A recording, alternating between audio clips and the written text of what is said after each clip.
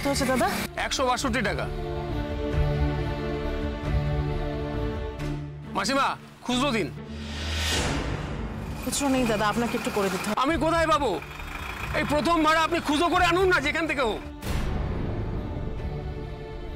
আপনি এত চেঁচিয়ে কথা কেন বলছেন? আপনি আপনি একটু খুচরো আশেপাশের করে দিন। দোকান থেকে দেখুন না, কোথাও থেকে খুচরো আপনি পাওয়া যায় যেখান কিনা। থেকে হোক খুচরো করে আনুন। কি হয়েছে আন্টি, আমি কিছু হেল্প করতে পারি? এই যে মাসিমা, ভাড়াটা দিয়ে আমাকে ছাড়ুন তো। সারাটা দিন আপনার জন্য কি আমি এখানে দাঁড়িয়ে থাকবো? আপনি অসভ্যের মতো কথা বলছেন কেন? হ্যাঁ, আমি কি আপনাকে টাকা দিচ্ছি না নাকি? আপনি খুচরো করে এনে। আমার কাছে খুচরো নেই, আপনি খুচরো করে এনে দিন। আমাদের কি কাজ খুচরো করা? ও দাদা কত হয়েছে? 162 টাকা মশাই। আর উনি 500 টাকা নিয়ে সেই তখন থেকে জ্ঞান জ্ঞান করছে আমার সঙ্গে। না না, তুমি দেবে কেন সৌর্য? ঠিক আছে তুমি কেন? আন্টি ঠিক আছে কোনো অসুবিধা নেই। নিন, চেঞ্জ হবে তো? এটার চেঞ্জ হবে তো?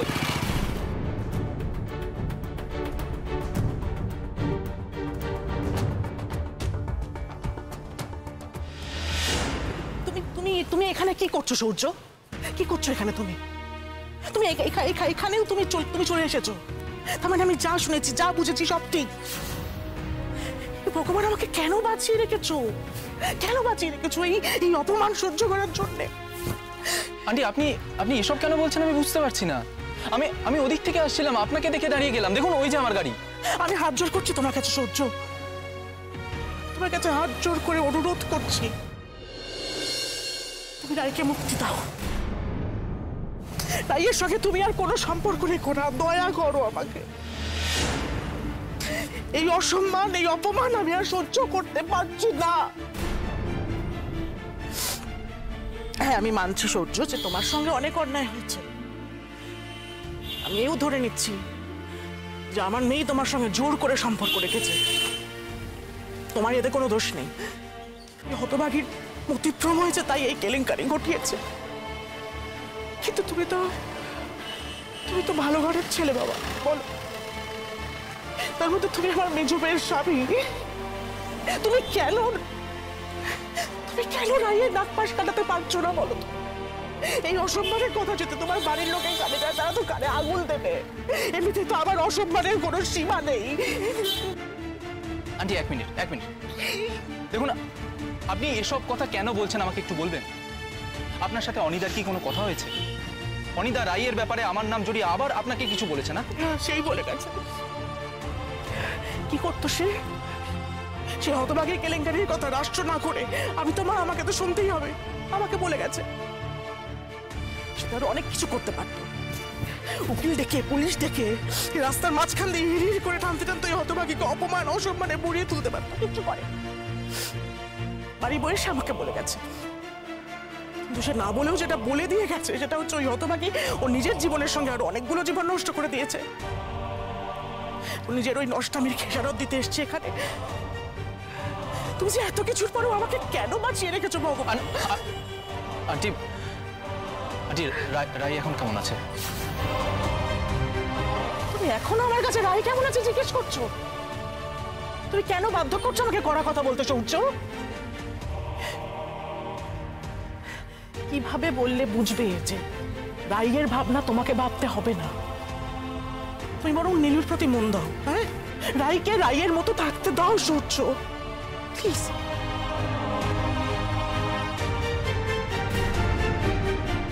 আন্টি এটা স্রোতের মেডিকেল কলেজ না? রায় কি এখানে আছে? কি হয়েছে ওর? আমি জানি না এখনো, আমি জানি না। যাই ভেতরে যাই, দেখি ওখানে আমার জন্য কি সর্বনাশ, কি অসম্মান, কি লজ্জা অপেক্ষা করছে।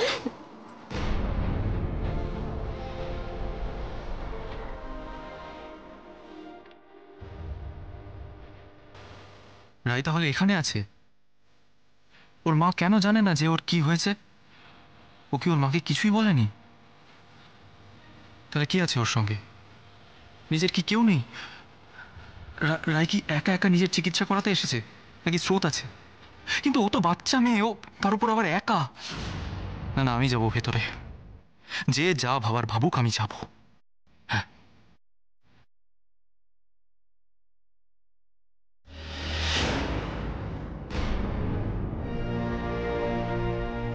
এরা সব কোথায়? রায়ের অপারেশনটাই বা কোন দিকে হচ্ছে? এদের কাছে নাম বললে কি এরা বুঝতে পারবে? রায়ের অপারেশন হতে কতক্ষণ লাগবে?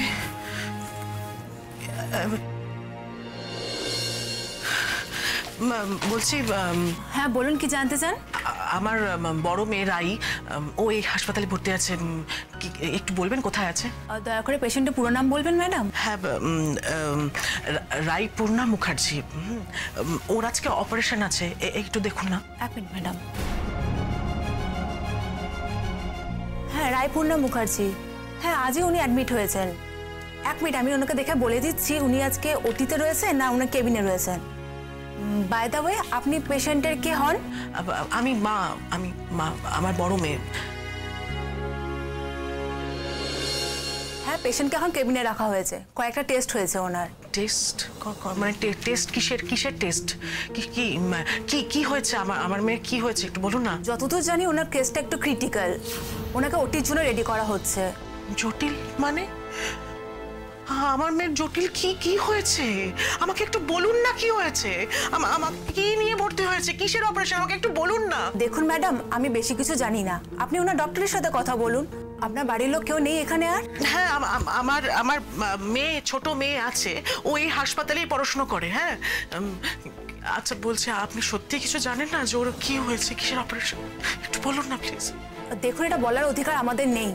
ম্যাডাম, এই তো স্যার। আমি ডক্টর প্রাণতোষ সেনগুপ্ত। রাই আপনার মেয়ে তো? আপনার ছোট মেয়ে স্রোত আমার অত্যন্ত স্নেহভাজন। অ্যাকচুয়ালি রাইয়ের ব্যাপারে স্রোত আমার সঙ্গেই প্রথম কথাটা বলেছিল। হ্যাঁ, রাই আমার বড় মেয়ে। রাইয়ের কি হয়েছে ডাক্তারবাবু? ও কোথায় আছে? আমি এক্ষুনি একবার রায়ের সঙ্গে দেখা করতে চাই। আমি বুঝতে পারছি আপনি খুব টেনশনে আছেন, কোয়াইট ন্যাচারাল। ওটিতে যাওয়ার আগে আপনি একটু দেখা করতে চান তো রাইয়ের সঙ্গে? আমি এক্ষুনি একবার দেখা করতে চাই। বেশ, আপনি আমার সঙ্গে আসুন, আমরা যেতে যেতে কথা বলি। ডাক্তারবাবু, আমার মেয়ের কি অপারেশন হচ্ছে ডাক্তারবাবু? রিসেপশন থেকে বলছিল কি সব ক্রিটিক্যাল কি কেস টেস্ট, কিন্তু আমার মেয়ে একদম সুস্থ ছিল, বিশ্বাস করুন, ওর কিচ্ছু হয়নি।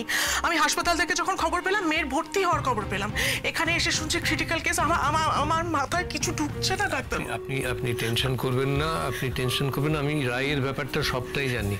যেতে যেতে পুরোটা বলছি, আপনি আসুন। আন্টি, আন্টি, রাইয়ের ব্যাপারে কিছু জানতে পারলেন? সূর্য বাবা, আমি না কিছু বুঝতে পারছি না। এই রিসেপশন থেকে বলছে যে খুব ক্রিটিক্যাল কিছু হয়েছে। ডাক্তারবাবু বলছেন যে উনি সবটা জানেন, কিন্তু আমি তো সম্পূর্ণ ভুল জানতাম সূর্য। মানে আমাকে যা বলা হলো, অনির্বাণের আমাকে যা বললো, সেটা তো ক্রিটিক্যাল কিছু ছিল না। এখানে তো আন্টি, আমার কিন্তু সন্দেহ ছিল যে অনিদা যেটা বলছে সেটা ঠিক নয়। আমি ওই জন্য রায়কে বলেছিলাম অন্য ডক্টরের সাথে কনসাল্ট করতে। আপনি একদম ঠিক আন্দাজ করেছেন। রাই প্রেগনেন্ট ছিল না। তাহলে রাইয়ের ওভারিতে একটা গ্রোথ ডিটেক্টেড হয়েছে। এখনো পর্যন্ত যেটা মনে হচ্ছে সেটা ক্যান্সার।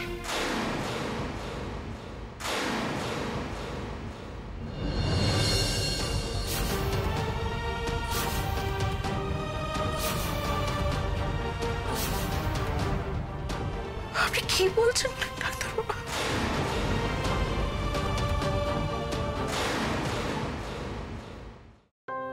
স্রোত, বস এখানে। বল। স্রোত, তোকে আমার কয়েকটা কথা বলার আছে। এক্ষুনি বলতে হবে? একটু পরেই তো তোর ওটি, অপারেশনের পরেই না হয় বলিস। পরে যদি সময় না পাই? দে ভাই, তুই আবার এরকম কথা বলছিস তো? তোর না কোনো কথা আমি শুনতেও চাই না, কোনো কথা বলতেও চাই না তোর সাথে। যা। আরে ঠিক আছে, আর বলবো না আমি, বস এখানে। তোকে আমার এই কথাগুলো বলাটা খুব জরুরি স্রোত। ম্যাডাম, আপনি কিন্তু অনেক কথা বলছেন, এবার একটু মনটা শান্ত করুন। আমি কিন্তু একটু অস্থির হচ্ছি না সিস্টার, বিশ্বাস করুন। শুধু হঠাৎ করে এরকম একটা বড় জিনিসের মুখোমুখি হয়েছি তো, তাই সবকিছু গুছিয়ে ওঠার সময় পাইনি। আমার ওকে কয়েকটা কথা বলা খুব দরকার। আমাকে একটু সময় একটু দেবেন প্লিজ? ঠিক আছে, আপনারা কথা বলুন। স্রোত, আমি জানি আমি ফিরে আসব, কারণ সেটা ছাড়া আমার কাছে কোনো উপায় নেই। কিন্তু যে কটা দিন আমি এখানে আছি আমি হয়তো ঠিক করে বাড়ির সবার খোঁজ খবর নিতে পারবো না। সেই কটা দিন কিন্তু ওই বাড়িতে আমার জায়গাটা তোকে নিতে হবে। স্রোত, বৌমনি যে ঘরটা সামলে নেবে আমি খুব ভালো করে জানি, কিন্তু বাকি সব কাজ, সব দায়িত্ব তোর। মাকে, দাদা ভাইকে ডাক্তার দেখানো, তোর পড়াশুনো, চরকির পড়াশুনো, দোকান বাজার করা, বিলপত্র সবকিছু মেটানো। তুই পারবি তো সে সব কিছু সামলে নিতে? আর শোনো, তোমাদের দুজনকেই বলে রাখি, আমি কিছু টাকা আর আমার কার্ডটা তোর ওই টেবিলের নিচে ড্রয়ারে রেখে এসেছি, ওটা দেখে নিস। হ্যাঁ, কলেজ কামাই করিস না কিন্তু, পড়াশোনাটা সবার উপরে, সেটা যেন মাথায় থাকে। হ্যাঁ, কি রে, কিছু বলছিস না যে? আমি পারবো না, আমি কিচ্ছু পারবো না। দিদিভাই, এসব আমার দ্বারা হয় না, তুই খুব ভালো করেই জানিস। আমি তোর কোনো কথা শুনতে চাই না। তুই তাড়াতাড়ি সুস্থ হয়ে বাড়ি ফিরে আয়, তা না হলে কিন্তু কিচ্ছু হবে না।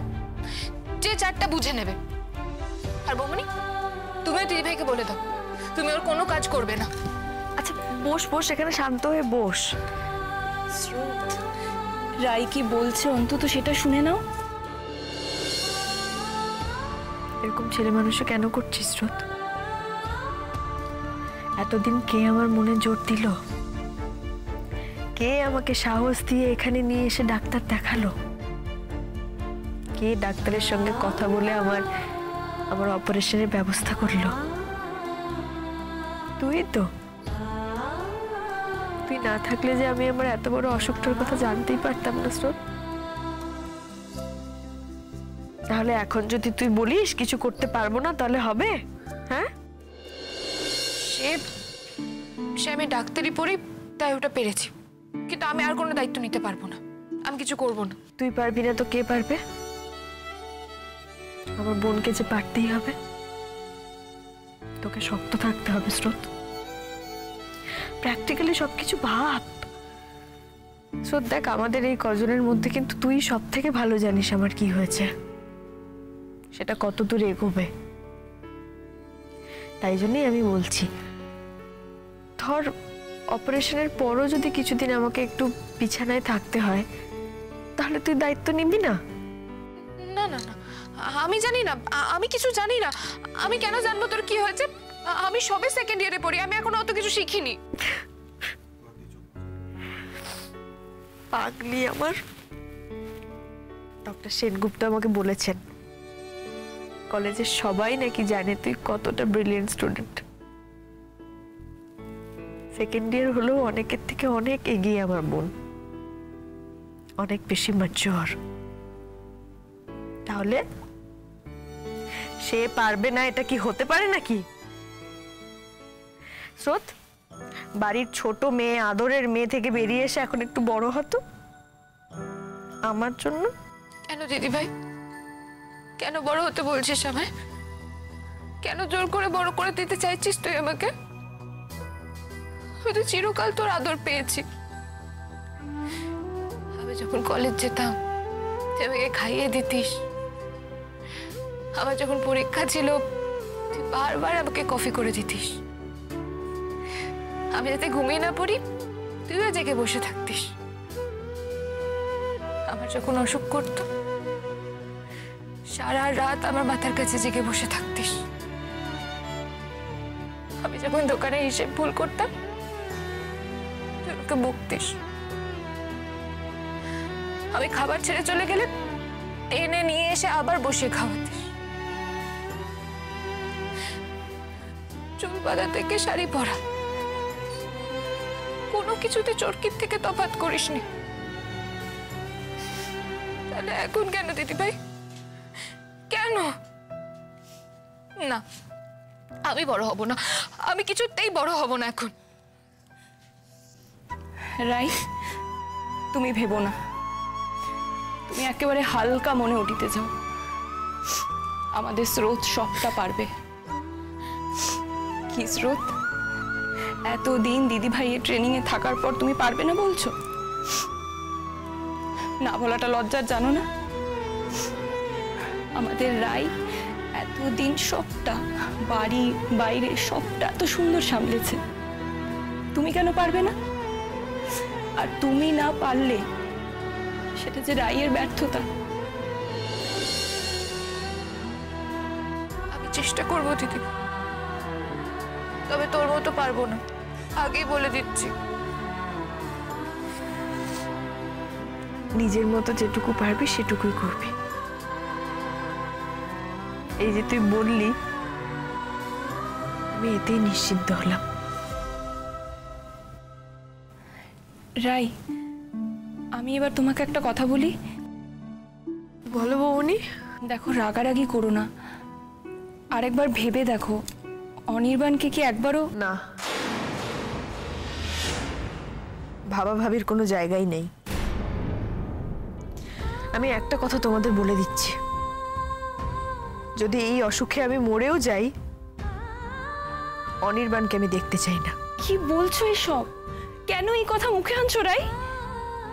আমি শুধু বলছি বৌমনি, আমি মরতে চাই না, আমি বাঁচতেই চাই। তাও তাও যদি কিছু একটা ঘটে যায়, তাহলেও যেন অনির্বাণ আমার মৃতদেহ দেখতে না পায়। ও যা ভাববে ভাবুক, ওকে আর দেখতে চাই না আমি। অনেক হয়েছে, একটা গোটা জীবনে যতটা সহ্য করা যায়, সহ্যের যত সীমা থাকে তার থেকে অনেক বেশি সহ্য করেছি আমি। আর না, ও ভাবুক, ও যতটা ভাবলে, যতটা নোংরা ভাবা যায়, আমাকে যতটা ছোট করে দেখা যায়, ও ততটাই ভাববে তো। ভাবুক, আমার কোনো দায় নেই ওর ভুল ভাঙানোর। ও যা ভাবে ভাবুক, তাতে আমার এখন কিচ্ছু এসে যায় না। আমি শুধু ওকে দেখতে চাই না। দিদিভাই একেবারে ঠিক বলেছে, আমরা কেউ অনির্বাণদাকে কিচ্ছু জানাবো না। আমি আমি ঘেন্না করি ওই লোকটাকে, একটা কাপুরুষ। দিদিভাইয়ের স্বামী হওয়ার কোনো যোগ্যতা নেই ওর।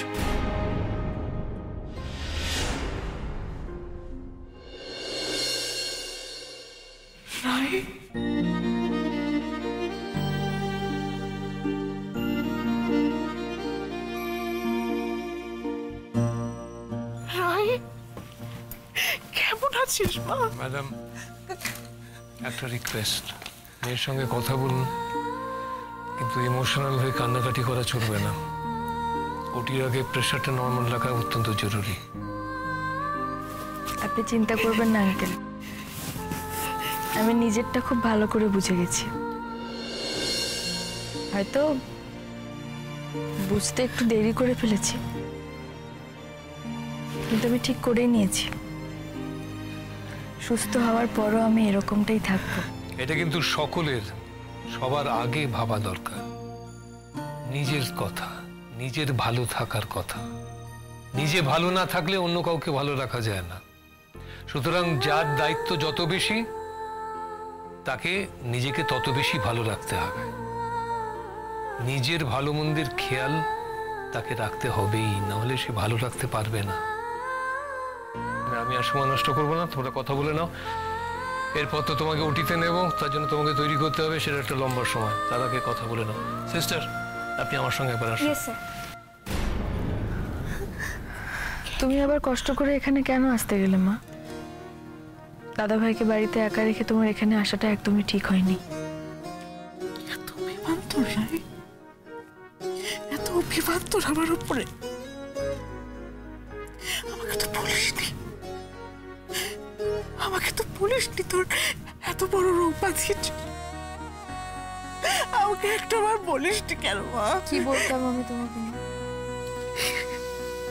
আজকেও তো তুমি অনির্বাণের কথা বিশ্বাস করে এখানে এসেছো মা। তুমি ওদের বলেছ আমি নাকি হাসপাতালে আমার পাপ মুক্ত হতে এসেছি। সব শুনেছি আমি মা, সব। আমি বিরাট ভুল করেছি মা, আমি ভুল করেছি। আর কতবার, কতভাবে ভুল করবে তুমি? না, তুমি কোনো ভুল করোনি মা। তোমার বড় মেয়ে সম্পর্কে তোমার এটাই ধারণা, আর এই ধারণাটাই এখন বিশ্বাস হয়ে থেকে গেছে তোমার মনে। আর তার জন্যই অনির্বাণ যখন এতগুলো কথা বললো, তুমি মুখ পুচে সেটা শুনলে, সাই দিলে, ঘুরিয়ে তার গালে সপাটে একটা থাপ্পড় মেরে তাকে বলতে পারলে না বেরিয়ে যাও। তোমার এই নোংরা মানসিকতা নিয়ে আর কখনো তুমি আমার সামনে আসবে না। বলতে পারোনি মা এটা। তো আমি কি করবো বল? কি করবে তুমি? সত্যি তো রায়কে দোষী ঠাওরানো ছাড়া কি করতে পারোই বা তুমি? কিছুই করতে পারো না। আর কতবার কতবার আমাকে প্রমাণ দিতে হবে বলতে পারো মা? কতবার? এটা যেন একটা মজার খেলা হয়ে গেছে।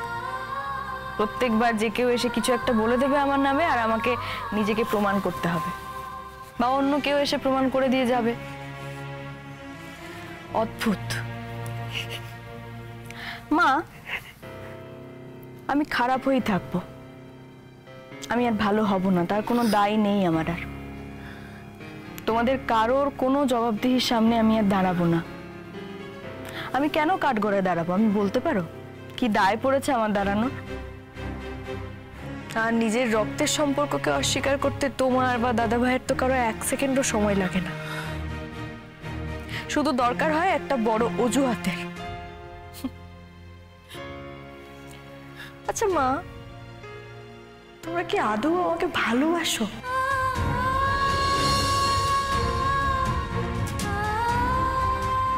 তুমি বুকে হাত রেখে বলতে পারবে মা যে তোর যাই দোষ থাক, যাই হয়ে থাক না কেন, রাই তোকে আমরা বুকের মধ্যে আগলে রাখবো? পারবে বলতে? বিশ্বাস করতে পারবে আমাকে? ভরসা করতে পারবে? না, পারবে না। কোনোদিনও করতেই পারোনি, আর আজ কি করবে? কিন্তু মা, আমি এখন শক্ত হয়ে গেছি, প্রচন্ড শক্ত হয়ে গেছি আমি। তোমাদের কারণ নোংরা সন্দেহের চোখ এখন আমাকে আর কষ্ট দেবে না, আর কাঁদাবে না আমাকে, আর কিচ্ছু করতে পারবে না।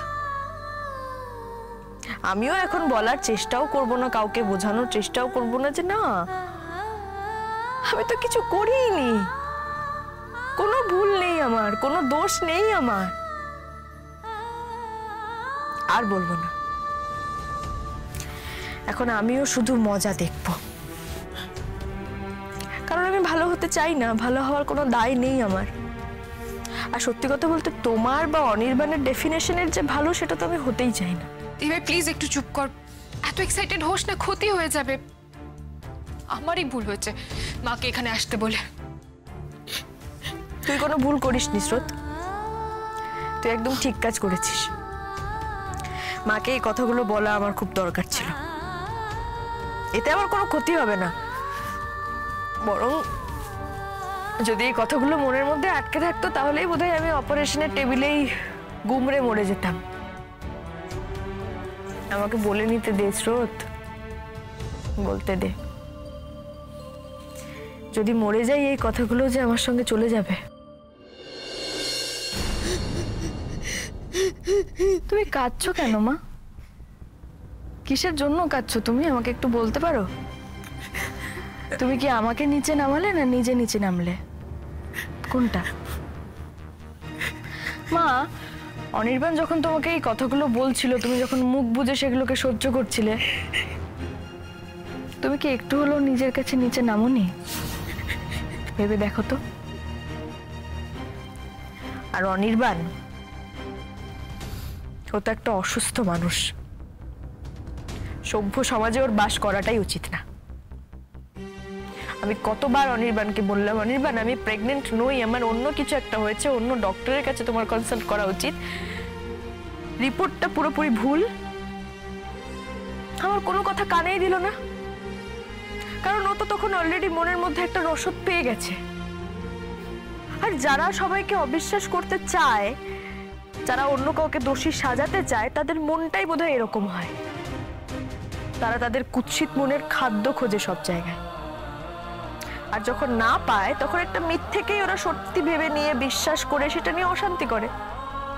রাই, তোমার সঙ্গে অন্য অন্য কোনো পুরুষের সম্পর্ক রয়েছে, তুমি মা হতে চলেছো, তুমি সন্তান সম্ভবা, সেটা কিভাবে সম্ভব? কিন্তু না,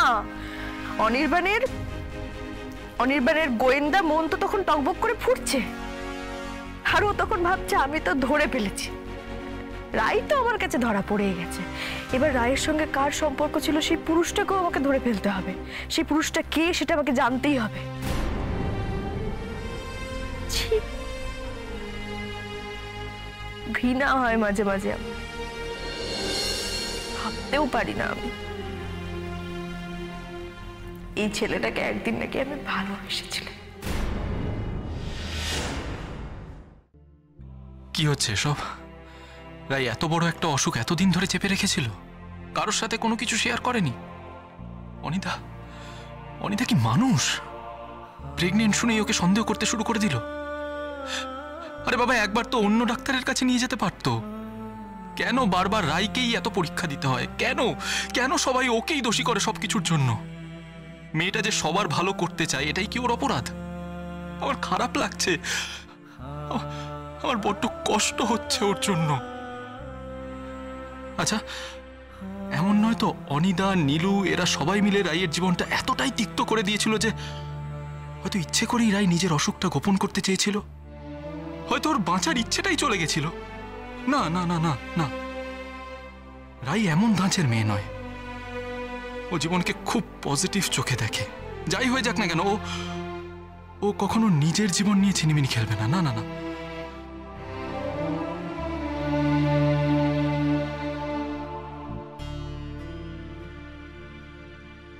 এ কি এখানে দাঁড়িয়ে কেন? ওটিতে যাবার আগে বন্ধুর সঙ্গে একবার দেখা করবেন না? না, ওর বাড়ির সবাই ওখানে আছে, সবাই কান্নাকাটি করছে। আমি আর কি। তাতে কি হয়েছে? আপনি তো একটু সাহস দিতে পারতেন। বাড়ির লোকের থেকে বন্ধু তো কিছু কম নয়, সেও তো আত্মীয়। জানেন, আমি অনিতাকে বলেছিলাম, মানে রায়ের হাজব্যান্ডকে আমি বলেছিলাম যে সেকেন্ড কোনো ওপিনিয়ন নিতে। আমি বারবার বলেছিলাম যে অন্য কোনো ডক্টর দেখাতে। আমি নেটে পড়েছি যে যেই সিমটমগুলো দেখা যাচ্ছে তাতে অন্য কোনো অসুখও হতে পারে, কিন্তু শুনলো না, সন্দেহ করে গেল। শুরু থেকে সারা জীবন নিজের স্ত্রীকে মিথ্যে সন্দেহই করে গেল।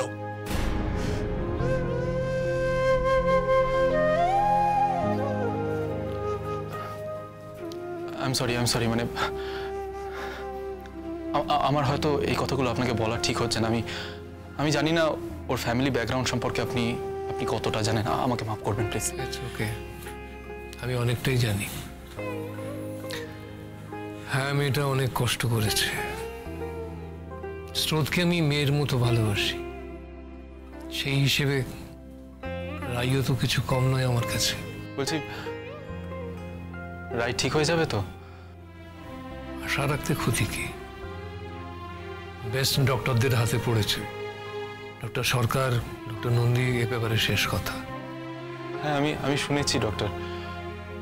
আচ্ছা ডক্টর, রাই স্টেডি আছে তো? Quite steady. আপনি দেখা করতে পারতেন। না না, থাক, আমি গেলে হয়তো স্টেডি থাকতে পারতাম না। ঠিক আছে, দূরেই থাকুন। দূর থেকেও সাপোর্ট দেওয়া যায়। প্রার্থনার অনেক জোর, জানেন তো।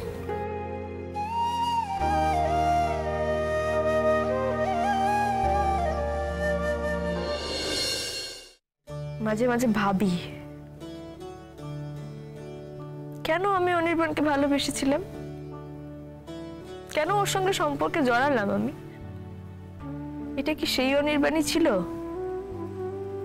নাকি অন্য একটা মানুষ ছিল যার সবকিছু পাল্টে গেছে?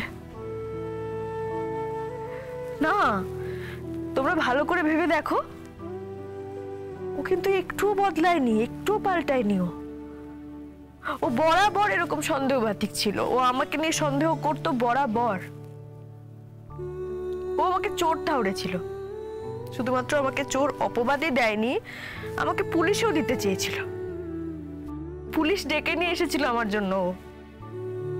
আর ও তখন আমার চরিত্র নিয়ে সন্দেহ করতো, সূর্যকে দেখে ও কি না কি ভেবে নিয়েছিল, তারপর আমার থেকে দূরেও সরে গেছিল। অথচ আমি কিন্তু অনির্বাণের কাছে গিয়ে সবটা নিজের মুখে স্বীকার করেছিলাম আমার সঙ্গে সূর্যর সম্পর্ক নিয়ে। এটা আমার হওয়ারই ছিল। অনির্বাণের এই অপমানটা আমার প্রাপ্য ছিল মা, কারণ আগের এতগুলো ভুলও একবারও আমাকে শিক্ষা দেয়নি। আসলে এটা আমার ভুল, এটা আমাদের মতো মেয়েদের ভুল। আমরা খুব সহজে সবকিছু ভুলে যাই। আপনজনদের কথা করা ভুলগুলো আমরা এক দুটো ভালো কথার বিনিময়ে সব ভুলে যাই। এটাই আমার ভুল ছিল, ওকে আমি বিশ্বাস করেছিলাম, আবার ওর কাছে ফিরে গেছিলাম। আমাদের মতো মেয়েদেরই এটা ভুল। বুদ্ধির থেকে বেশি ইমোশনকে আমরা জায়গা দিয়ে ফেলি, মাথার থেকে বেশি আমরা মন দিয়ে ভেবে ফেলি। আর পুরুষরা এটা বলে মজা পায় যে আমাদের বুদ্ধি নেই। রাই, তুমি শান্ত হও। আমরা সবাই তোমার কথা, তোমার কষ্টটা বুঝতে পেরেছি, আর আমরা এটা স্বীকারও করছি যে তুমি যা কথা বলছো তার মধ্যে এক বর্ণও মিথ্যে নেই। কিন্তু তোমার এক্ষুনি অপারেশন রাই, এত উত্তেজনা তোমার জন্য ভালো না। লক্ষ্মীটি রাই, তুমি প্লিজ চুপ করো এখন। চুপ করে যাব বৌমনি, হয়তো একেবারেই চুপ করে যাব। কিন্তু মা, বৌমনি, স্রোত, তোমাদের সবাইকে আমি একটা কথাই বলতে চাই, অনির্বাণ যেন কিচ্ছু না জানতে পারে। বেঁচে থাকলে আমার এটাই ইচ্ছে যে আমি অনির্বাণকে দেখতে চাই না, আর মরে গেলে, মরার আগে আমার শেষ ইচ্ছেটা তোমরা সবাই জেনে রাখো, আমার মৃতদেহ যেন অনির্বাণ না দেখতে পায়। যদি আমার জন্য অনির্বাণের চোখের জল পড়ে তাহলে আমার আত্মাও শান্তি পাবে না। এইটুকু দয়া করো তোমরা তোমার রায়ের উপর।